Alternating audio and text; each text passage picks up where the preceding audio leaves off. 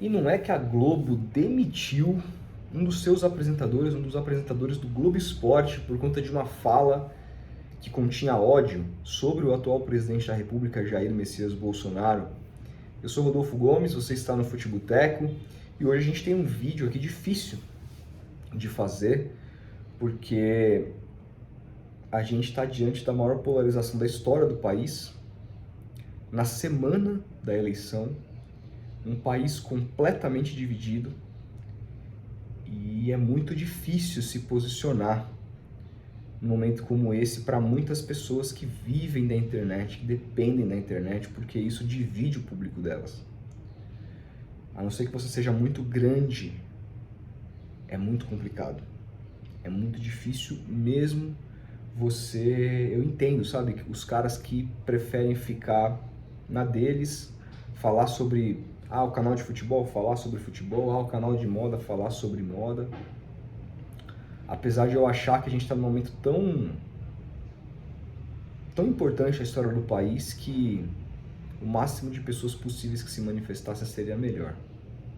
De qualquer jeito, a gente também vê tanta fake news, vê tanta narrativa sendo distorcida por aí, que também tem pessoas que eu prefiro que não falem nada. Rodolfo, porque eu não concordo com você? Não se trata de concordar. Existem fatos que precisam ser respeitados, né? E antigamente era uma discussão entre concordar e discordar. Eu cansei, gente, de discordar de familiares, de amigos, de parentes, tudo quanto é pessoas que eu não conhecia na internet. Cansei de discordar quando a gente tinha uma eleição. Eu tenho 34 anos, né? Vivi muitas eleições, graças a Deus. Nasci um ano antes que a gente teve as primeiras eleições no Brasil, então eu peguei a fase democrática do país praticamente completa. E cansei de discutir entre o que se faz, né? A gente coloca uma pessoa mais à esquerda, que tem como plano um Estado mais forte, que traça como plano medidas mais sociais, ou pessoas mais à direita, que também respeitam a democracia, também respeitam o jogo democrático, mas que preferem uma economia mais liberal, com mais privatizações, com Estado menor. Tudo isso, gente, são questões de ideologia. Eu tenho as minhas, você pode ter as suas. Eu sempre fui um cara mais à esquerda. Diante do meu estudo, das coisas que eu vi dando certo nos países que eu admiro, o modelo social-democrata de um Estado mais forte é o modelo que eu acho melhor. Embora considere também que existem países que são mais liberais e que também têm economia muito boa por uma série de questões. Então, assim, concordar e discordar era uma coisa que provavelmente poderia fazer com você, e você poderia nem mudar de opinião, você continuar sendo liberal e eu continuar sendo um cara mais à esquerda. Não convenci tantas pessoas ao longo do caminho, nunca fui muito bom nisso, na verdade. Mas tive boas discussões, que eu pude ver o outro lado. Eu acho que a premissa de tudo é sempre você questionar o seu próprio lado. Falar, será que eu estou do lado certo? Eu já fiz isso muitas vezes. A maioria dos meus amigos, todos eles são muito de esquerda, muito antes do que eu. E eu sempre fui o cara que perguntei muito e questionei, sempre coloquei o dedo na ferida nas contradições, porque os dois lados têm contradições. E com o passar do tempo, eu fui enxergando que, apesar das contradições, esse era o meu lado. Era o lado que eu achava o melhor. Só que a gente está diante de um outro momento, que não é mais sobre discutir economia liberal, economia mais estatal. A gente está diante da barbárie da democracia. E o mais engraçado é que a esquerda acha que está do lado democrata da coisa, e a direita também. Um tendo uma visão muito similar do outro. Ou seja, nós somos a democracia e o outro lado é a barbárie. A direita pensa, nós somos aqui o bem-estar social, e do outro lado está o terrorismo, o comunismo.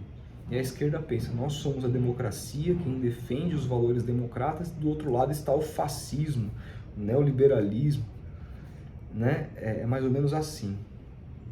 Então está muito difícil, está muito difícil conversar sobre política, porque as pessoas estão incapazes de olhar para o lado delas e tentar pelo menos fazer a simples pergunta: será que eu estou do lado certo? Será que aquilo que eu estou defendendo é o correto? Porque muitas vezes não é só sobre o pensamento dela, mas é sobre o pensamento das pessoas que a rodeiam. Muitas pessoas são de esquerda por tabela, muitas pessoas são de direita ou bolsonaristas por tabela, porque se elas não forem, elas não vão ser aceitas dentro do ciclo delas.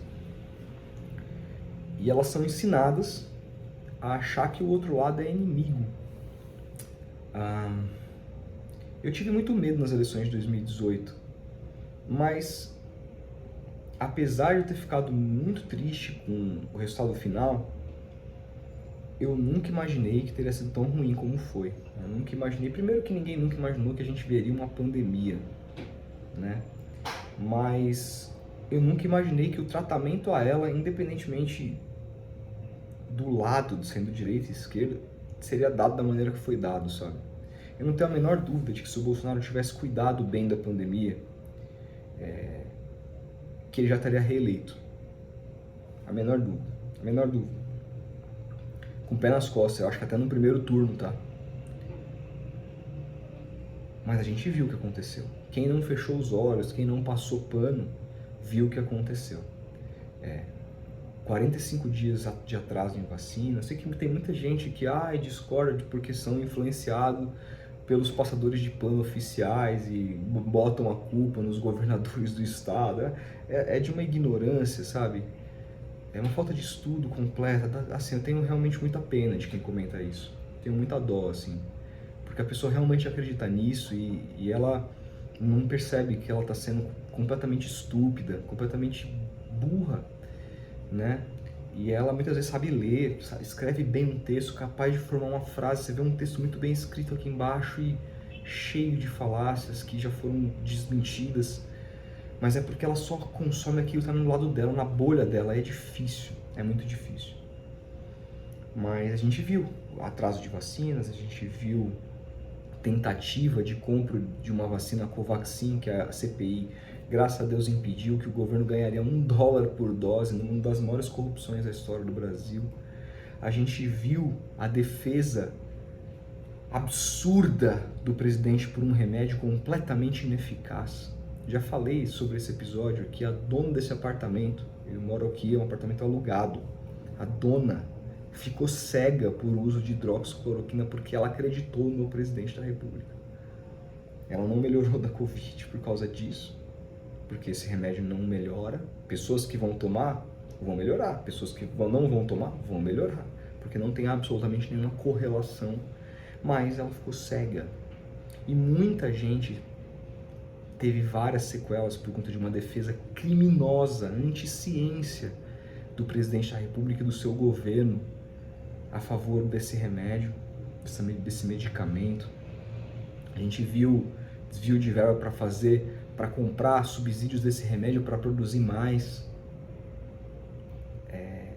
E contra a vacina, assim, pregando sempre contra a vacina, você vai virar jacaré, que lógico, ele não quis dizer isso, ninguém acredita nisso, mas de uma certa forma mostrava a desconfiança dele para com uma esperança que o povo tinha de ficar melhor, uma esperança que essa sim vinha da ciência. Ou seja, um desencorajamento com relação à vacina e o encorajamento com relação a um remédio ineficaz. Ou seja, tudo ao contrário. Um governo anti-vida. Então, eu comecei falando desse vídeo, você vai estar falando, o que tem a ver isso com o apresentador do Globo Esporte? Se você está aqui no vídeo ainda, muita gente já deve ter saído, falar, isso não tem nada a ver de Globo Esporte, apresentador demitido. Tem. Se você ficou aqui agora, você vai entender. Eu entendo o ódio do Flávio Meirelles, apresentador do Globo Esporte, que em suas redes sociais disse que o Adélio deveria ter girado a faca. Eu entendo, mas eu não sou a favor disso. Eu acho que um cara num espaço como ele tinha, pertencente a uma emissora séria, independentemente do seu viés político, a Globo, que a gente sabe é uma emissora que nunca teve muito do lado certo da história mesmo, ela só está agora contra o Bolsonaro, mas não é que ela está do lado certo da história. Se você estudou minimamente todos os posicionamentos da Globo, desde a democracia até antes mesmo, na época, como ela apoiou, financiou a ditadura, você vai entender. Mas, independentemente do lado que a Globo está nesse momento, ela fala que uma emissora séria como a Globo não pode compactuar na fala de ódio, né?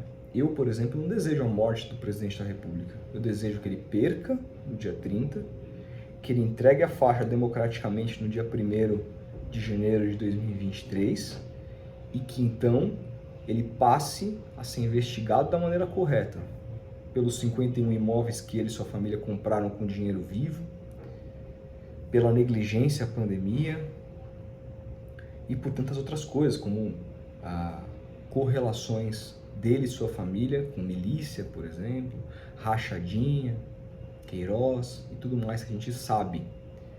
Então é isso que eu desejo, que se ele for, se a justiça entender que ele precisa pagar por isso, que ele pague. É isso que eu torço. Porque a história, cara, vai dizer por si só. Em vários momentos da história, grandes personagens, em torno deles havia dualidade, em torno deles não havia unanimidade. Eu vou pegar só um: Jesus Cristo. Jesus foi crucificado e morto porque o povo decidiu entre Barrabás e Jesus Cristo. Aqui não é nenhuma fala com um aspecto cristão, não, é apenas histórico. Jesus Cristo foi crucificado porque o povo decidiu. E mesmo assim isso não impediu que ele virasse a principal figura em torno da principal religião do mundo, que é o cristianismo. Porque a história fica. O que você fez de bom e o que você fez de ruim fica. E as pessoas que julgaram lá atrás e colocaram Jesus para morrer, elas passam. Mas daqui, você pode ter certeza, daqui 200 anos eu não vou estar mais aqui, você não vai estar mais aqui, talvez nem seus netos estejam mais aqui. Mas vai se discutir Jair Bolsonaro, vai se discutir Luiz Inácio Lula da Silva, como se discute os presidentes que mandaram no Brasil antes da gente nascer. A visão que se tem deles. Então, com a história não se brinca. Mas eu posso dizer uma coisa: é muito bom estar do lado certo da história. É muito bom estar com a consciência tranquila. E eu sei que tem gente do outro lado que também se acha do lado certo da história. Acha tudo que eu acho de mim, tudo que eu acho dela, a pessoa acha de mim. A gente está num momento de tanta dualidade que isso é absolutamente natural. Mas ainda mais quando se contamina a verdade. E foi isso que esse presidente fez. Ele contaminou a verdade. Como eu já falei, já discuti muito ideologia com vários amigos, parentes, sobre o que é o melhor para o Brasil ser melhor. Tem pessoas que preferem ir à esquerda, tem pessoas que preferem ir à direita. Não tem problema, a gente se encontra lá na frente. O mais difícil para mim é ver pessoas que eu discutia lá atrás apoiando isso que a gente está vendo hoje, só por conta do modelo econômico que ela acredita mais. Apoiando a barbárie só porque, segundo o que ela pensa, é um pouco mais próximo daquilo que ela acredita para o melhor para o Brasil com relação à economia. Isso é muito triste. Você pode ter certeza que se a gente tivesse do lado da esquerda um presidente que negligenciou a vida, e do lado da direita um cara liberal econômico, porém sério, eu iria nesse cara. Então, assim, é muito difícil ver o que está acontecendo, mas eu não culpo todo mundo que está votando nisso. Tem muita gente contaminada por fake news, tem muita gente que está dentro de bolhas que não permite que elas vejam a verdade, enxerguem a verdade. Esses caras são profissionais da mentira. Tem muita gente que às vezes vota por tabela, por ser aceita no seu meio social, né? Às vezes a família inteira, o amigo, o cara nem é muito ligado com política, ele não entendeu ainda a importância da política na vida dele, como isso afeta o dia a dia dele, não entendeu e tudo bem, porque eu demorei também para entender, eu fui um adolescente alienado completamente com relação à política, eu entrei na faculdade de jornalismo porque eu queria trabalhar com futebol e ponto, e só de pensar que um dia poderia não dar certo e eu ter que trabalhar com política, aquilo já fritava o meu cérebro. Eu achava que eu nunca seria capaz de ler jornal, nas páginas políticas, porque era o assunto na minha cabeça mais chato do mundo. Eu tenho certeza que muita gente já saiu desse vídeo porque acha também um assunto chato, está num canal de futebol e fala, porra, cara, eu tô aqui pra simplesmente me distrair com algum assunto de futebol e lá vem esse rapaz com falar de política de novo. Eu entendo esse sentimento porque eu já tive esse sentimento. Mas tem uma hora que a gente começa a entender o contexto. Tem uma hora que a gente começa a entender o quão importante é a nossa participação nesse dia a dia. O quão importante a política é. E eu nunca vou me abster disso. Então, eu preciso dizer que eu repudio a fala do Flávio Meirelles, mas eu também não posso ser hipócrita de dizer que eu não compreendo o sentimento que envolveu a fala dele. Eu jamais falaria isso, porque primeiro que não desejo a morte do presidente, quero que ele pague em vida, sou contra esse tipo de revanchismo em qualquer instância, mas porque eu acho que a gente precisa pregar tudo também contra o ódio. Não pode ser dessa maneira com que a gente volte a ter dias felizes e pelo menos civilizados novamente no Brasil. Não pode ser dessa forma. Então eu entendo o posicionamento da Globo e acho que eles fizeram o correto em mandar embora. Mas eu quero saber a sua opinião. Comenta aí o que você acha. A gente vai se falando. Um grande abraço.